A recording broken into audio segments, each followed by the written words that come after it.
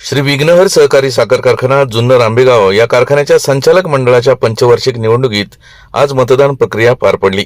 यामध्ये एकूण 54.9% मतदान झाले।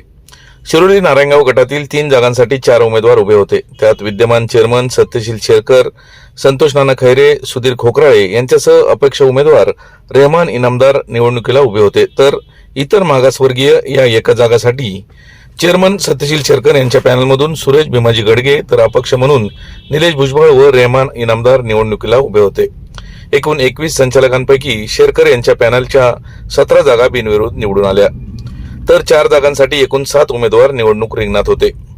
आज झालेल्या निवडणुकीचा निकाल उद्या म्हणजेच रविवार दिनांक 16 मार्च रोजी शिरोली येथील सांस्कृतिक कार्यालयात होणार आहे। या निवडणुकीमध्ये विद्यमान चेअरमन सत्यशील शेरकर हेच पुन्हा चेअरमन होणार यात काही शंका नसून 4ही जागा आमच्याच पॅनलच्या निवडून येतील असा दावा शेरकर समर्थकांकडून करण्यात येत आहे। आज झालेल्या निवडणुकीत दरम्यान अनेक राजकीय मान्यवरांनी निवडणूक केंद्रावर भेट दिली। यामध्ये आमदार शरद सोनवणे, जिल्हा परिषदेच्या माजी गटनेत्या आशाताई बुचके, कांदळी औद्योगिक वसाहतीचे चेअरमन अमित बेनके, शिवसेना माजी जिल्हाप्रमुख दत्ताजी धावडे, नारायणगावचे उपसरपंच योगेश पाटे, विघ्नहर देवस्थानचे माजी अध्यक्ष गणेश कवडे, बाजार समितीच्या संचालिका प्रियांका महेश शेळके, आशिष माळवतकर, माजी सरपंच अशोक पाटे, ज्योती संते, विविध कार्यकारी सोसायटीचे उपाध्यक्ष किरण वाजगे तसेच शेतकरी सभासद मोठ्या संख्येने उपस्थित होते।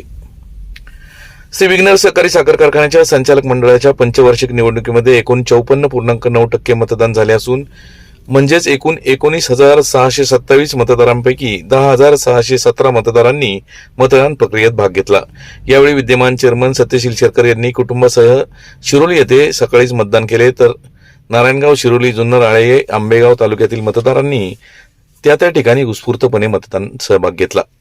दरम्यान अपक्ष उमेदवार रेहमान इनामदार यांनी शिरोलीमध्ये तर दुसऱ्या अपक्ष उमेदवार निलेश भुजबळ व सुरेश गडगे यांनी आळे येथे मतदान केले।